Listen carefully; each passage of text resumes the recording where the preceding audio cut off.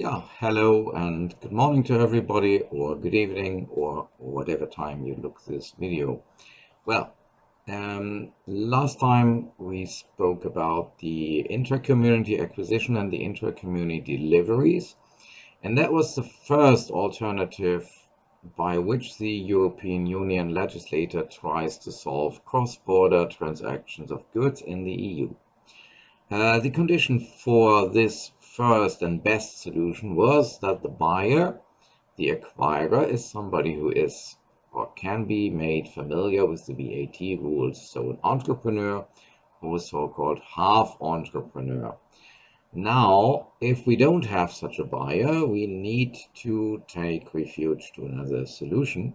And this other solution is, in the next step, the second best solution.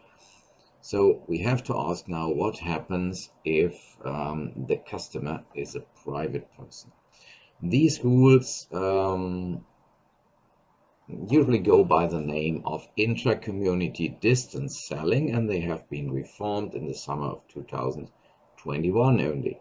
So we are still here, cross-border sales of goods within the EU. So let's have a look here. Until now, we have only dealt with the first and best alternative. That was the seller and the buyer in the country of destination. That was made the taxpayer, because the assumption was the buyer is the best person who can fulfill the legal forms and tax declaration duties in the country of destination usually.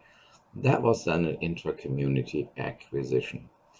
For the seller, the remaining tasks were only to have an intra-community delivery and to prove in his own state that he had delivered to a taxable acquirer.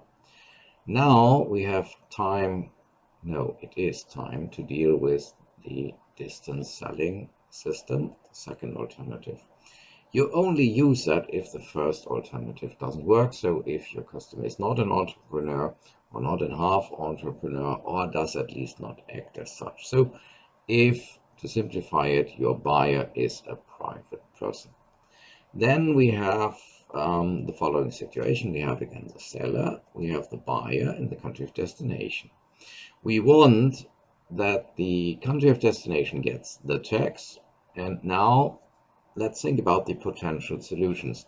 There is no customs officer anymore who could collect and declare the tax.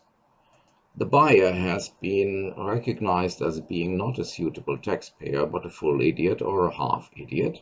So not able to fill out VAT declaration forms and not even able to learn it. So we have only one guy left who can play and act as the taxpayer in the country of destination. That's our seller. So we need to make him, in the next step, the taxpayer in the country of destination. That's the only solution which is logically left, by which the tax still could go to the country of destination. The problem here is that for the seller, the country of destination is not his own country. So he needs to learn about rules which are not his own. Now the underlying idea, however, for the legislator is, okay, if you have a seller who is an entrepreneur, that seller is still more able to learn about the necessary rules to declare in the country of destination than a buyer who is a private person, has no bookkeeping, has no idea, and is probably a complete idiot with regard to taxes. So that is why we choose this solution. The seller becomes taxpayer in the country of destination. For the seller, that's decidedly unpleasant. Well, how can we establish that solution in the usual text of our VAT law? That is, however, very, very simple. Because if you look to the standard rule of 1.1 number 1 in the USDG, then you see Nearly all the requirements already fit our solution. We have an entrepreneur, acts within his enterprise for consideration, does the delivery. The only thing which does not yet fit in is, under the usual rules, the place of delivery would not be in the country of destination, but in the country of origin. So the legislator does what the legislator always does with the place of a delivery, a place of a service or so. He just muddles around with the rules so that the required and wanted result comes out. So for cases where we have exactly this constellation here, the legislator just shifts the place of delivery from the place in 3.6 instead to the place where the good is at the end of the movement of the good during the delivery. For this we have now created a special rule. In German law it shows up in paragraph 3c, subparagraph 1, and that's it. Then you get the result that the transaction is not taxable in the inland, but in the country of destination. The same, by the way, then applies the other way around. If you have a French entrepreneur who delivers something to a German private customer, then German law says paragraph 1, number 1, paragraph 3c1, the good comes from another member state into Germany, so the place and the customer is private, so the place of delivery is shifted to Germany. The transaction becomes taxable in Germany. The conditions under which this rule applies, this second best solution called distance selling rules, the conditions can easily be deduced and then memorized. The best solution cannot apply, so you always test that first. Can you make it an intra-community delivery on the one side and inter-community acquisition on the other side? Only if that is not possible, you go to the distance selling set of rules. So the buyer must either be a private person or a half entrepreneur who is still treated like a private person, so he is below the thresholds. The good must go from one member state to the other, because otherwise it's not a cross-border transaction. And all the rules we are talking in this subchapter about are goods for cross-border transactions of goods in the EU. And now the goods must be brought or sent to the other member state by the seller, or at least the seller must be involved into the organization of the transport. Sorry, the transport, not the sale. There's something wrong here. The reason why is simple. If the seller is not involved into the organization of the transport, the seller cannot know where the good really and actually goes to. So the seller would never be able to declare the tax in the actual country of destination. So it's a technical requirement for this solution that the seller knows where the goods go to, and that's not possible if a buyer just shows up in your shop, shows a French passport, and then takes 10 bottles of beer out of your shop. You will never know if he drinks them on the journey, on the next parking lot, or if he uses them as a present to his Aunt Erna in Cologne. So, seller must be involved in the transport of the goods. And then there is a threshold set for all distance selling transactions into other member states, because handing in a tax declaration under the rules of another member state is a bureaucratic burden. You have to learn new rules of other member states. That has been strongly simplified because when the rules were changed last year, they established a rule that all these distance selling sales where you have to pay taxes for other member states can be handed over in one single tax declaration to a tax office in your home state. They collect the taxes and pass on the money to the tax authorities of the other member states. So you can even hand it in in a form in your own language.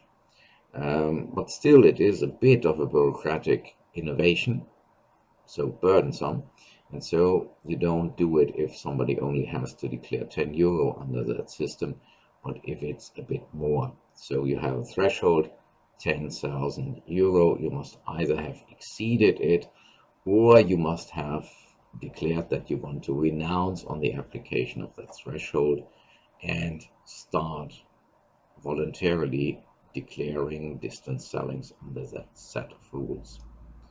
Well, you should note that the threshold, the 10,000 euros threshold, in contrast to an earlier solution, which was enforced till the middle of 2021, applies with respect to transactions with all member states together and not for each individual member state. So if an entrepreneur has already sold goods for more than 10,000 euro to private customers in Belgium, so exceeded the threshold, then an additional sale of only 10 euro value to Bulgaria also becomes taxable under Bulgarian law in Bulgaria, and 3C1 applies. That can be explained, the difference between the old and the new legal situation, that under the old legal situation you were bound to hand in a tax declaration in each country of destination. So each country triggered a new additional bureaucratic monstrosity. Nowadays, there is only one additional bureaucratic requirement. You have to hand in that overall tax declaration to your home state tax office, where you list which deliveries you made to private customers in other EU states. And if you once get within the scope of application of that system, it is no additional burden anymore if you also have to declare an additional sale of, let's say, €5.50 to somebody in Spain. And that is why that single tax declaration solution, one-stop shop solution, very often in practice called the OSS system or OSS system, if that's once triggered, you are bound to use it for every sale to private persons, because there is no need for an additional threshold, there is no additional bureaucratic requirement or burden. If you once learned these rules, you can also fill out a line and declare additional €5 from a sale to Spain. So that is the decisive difference to the situation before 2021, when each new country triggered a new tax declaration duty to that country. So naturally, in the old situation, it still made no sense to require an additional tax declaration for only €5. In the new situation, well, you just declare once and for all in the OSS scheme, and so the amount of deliveries which you make makes no importance once you started using that system. So the threshold is just for the entry to that system or not. So to illustrate that by an example, what happens? A from Aachen, that's in Germany, has an online shop in Germany.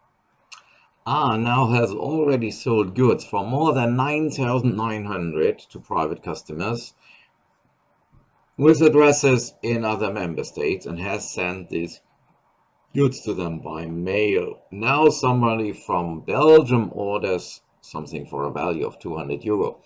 Now, with that single transaction, the threshold is exceeded, and every transaction from now onwards, beginning with the transaction with the Belgian guy, is already a transaction which exceeded the threshold there, so that from beginning with that transaction, A is bound to use the OSS scheme for the declaration of all other transactions with private customers from the EU.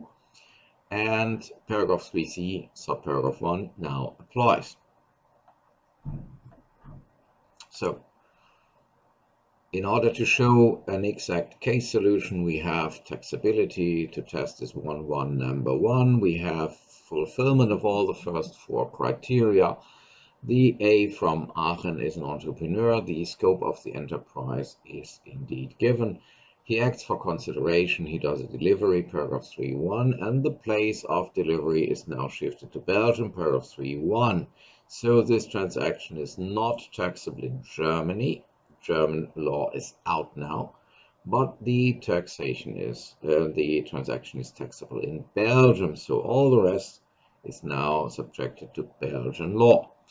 So tax exemption, we don't know what Belgian law says, but we can have a very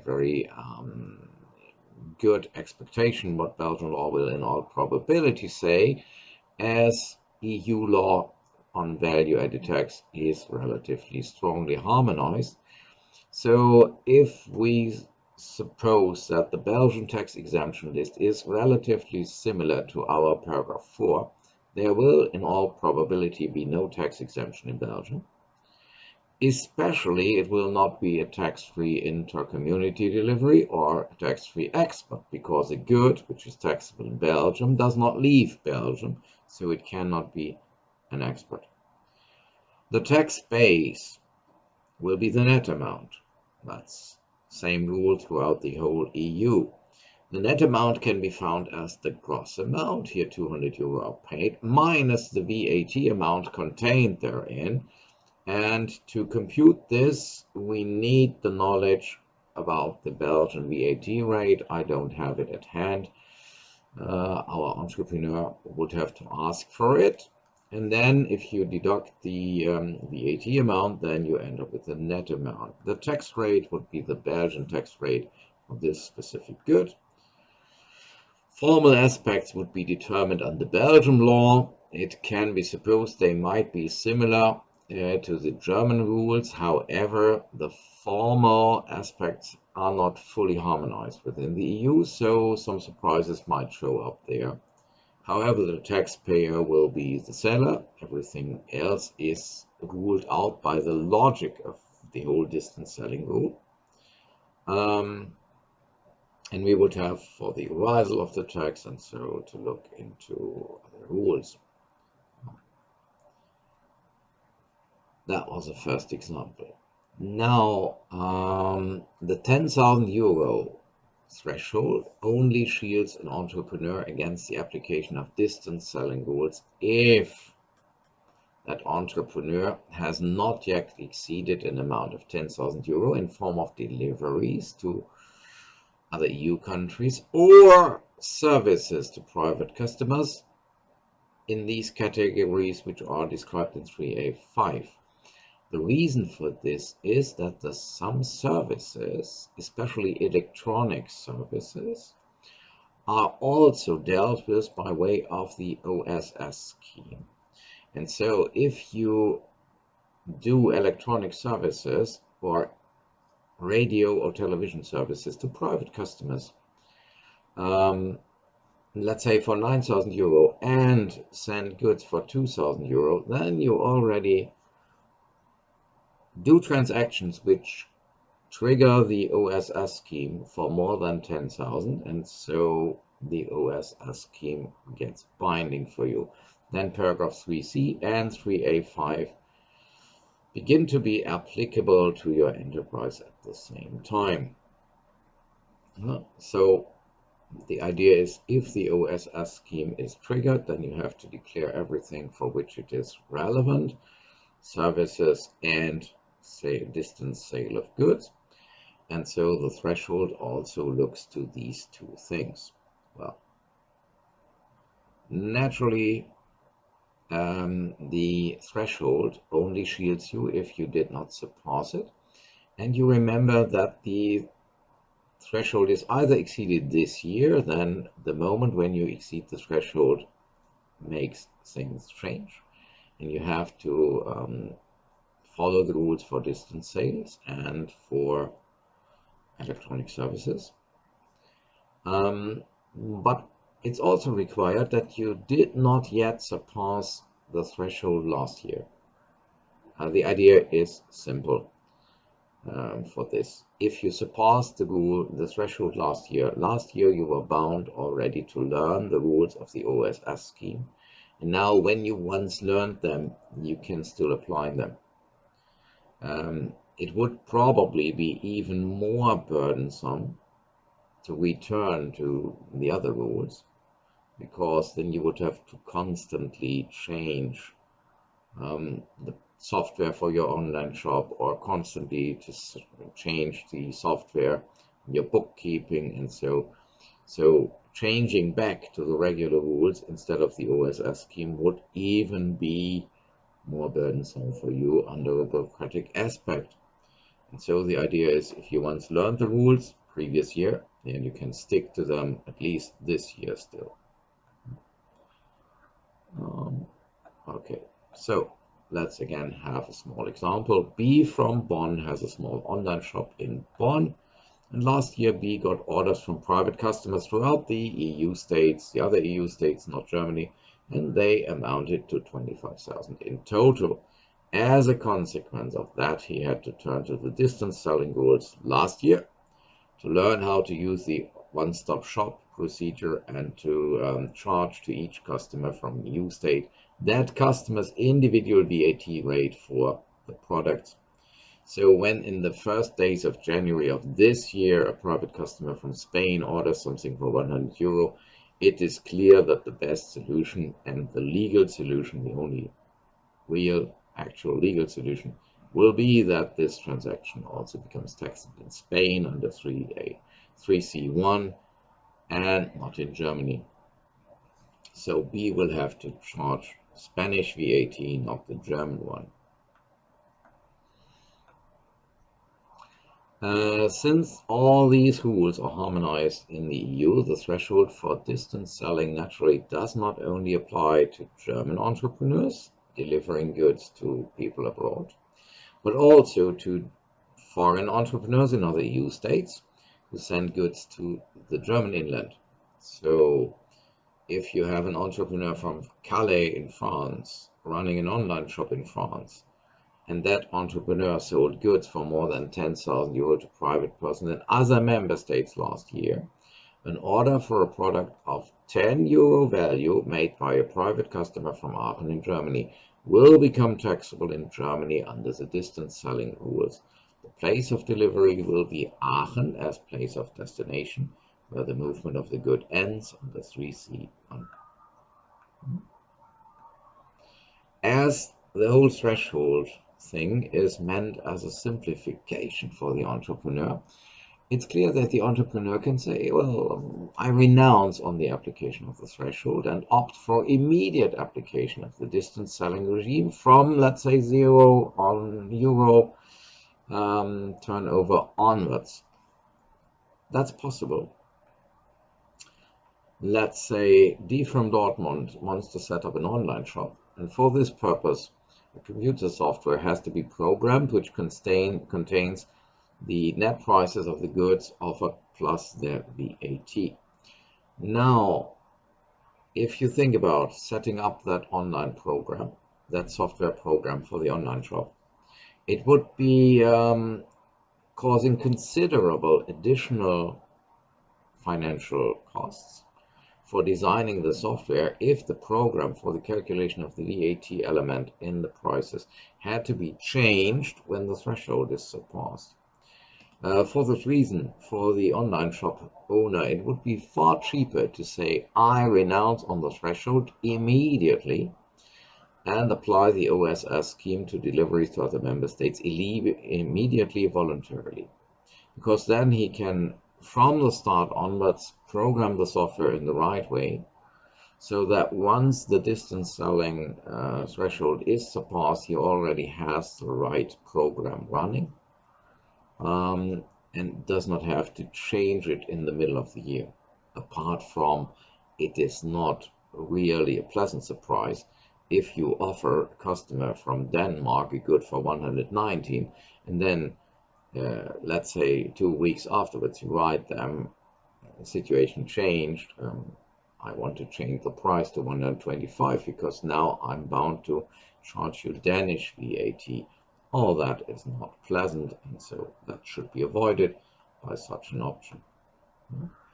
If you renounce on the threshold, the decision binds you for at least 2 calendar years. They want to avoid a hopping between taxability or the OS scheme and the other rules.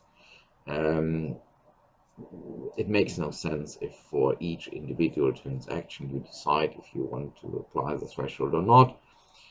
Because once you decide to take the bureaucratic efforts and burden of the OSS scheme, you should stick to it. That is why the decision to renounce on the threshold binds you for at least 2 calendar years. That makes sense under the idea for what that threshold has been created.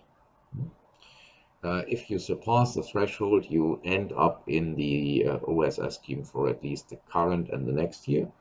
And so opting out of the threshold also triggers the OSS application for this year and next year. Right? So makes sense. Please, at the end, note that if the conditions are not fulfilled, so the conditions for the distance selling rules, that is especially in cases where the customer doesn't get the goods sent to his place, but shows up and carries the good to another member state himself, without that the deliverer organizes the transport or is involved in that. Then this distance selling rules will not apply. In such a case, you change over to alternative number 3, our default option, and the case in question will be simply treated as an inland case without any tax exemptions or so.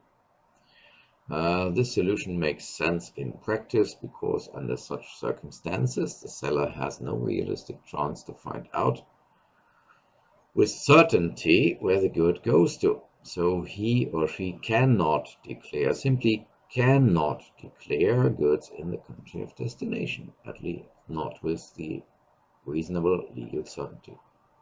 To sum up, distance selling rules apply only under 2 conditions. First, the vendor must be involved in the transport of the goods so that he, she, or it, if it's a company, knows where they go to. So cases where the acquirer comes here, carries the good home himself, and is a private person are not covered by the distance selling rules.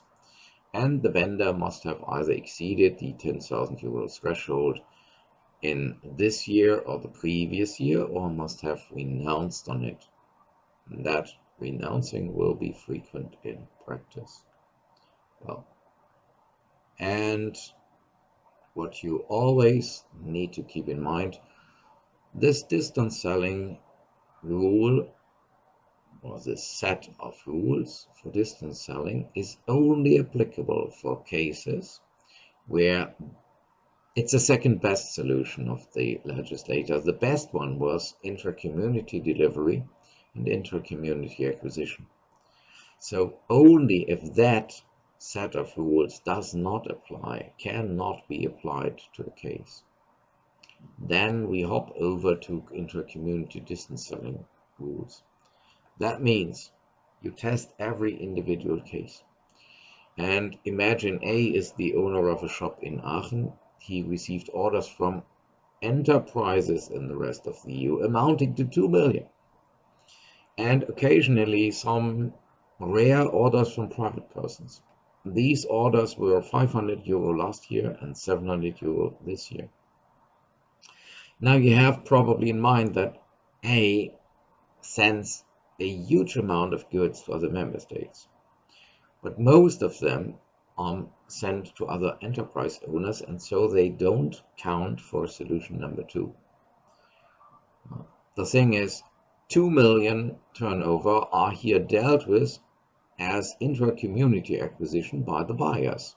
So only 500 euro turnover and only 700 euro turnover are with private customers. And now the law says, well, for only 500 and 700 euro in total, it's not necessary to trigger the distance selling rules, the OSS scheme, if A does not want to. No? So the turnover which you make with entrepreneurs, which are the transactions which are solved as intra-community delivery on the one side and intra-community acquisition on the other side, do not count for counting the turnover which is relevant for the threshold. That should be clear. Okay. Also, that should be enough information, basic information on that second best rule, the intra-community distance selling. And I thank you for watching and hope you come back when we talk about other alternatives or specific cases in the internal market. Thanks for watching. Have a good day and show up again if you like.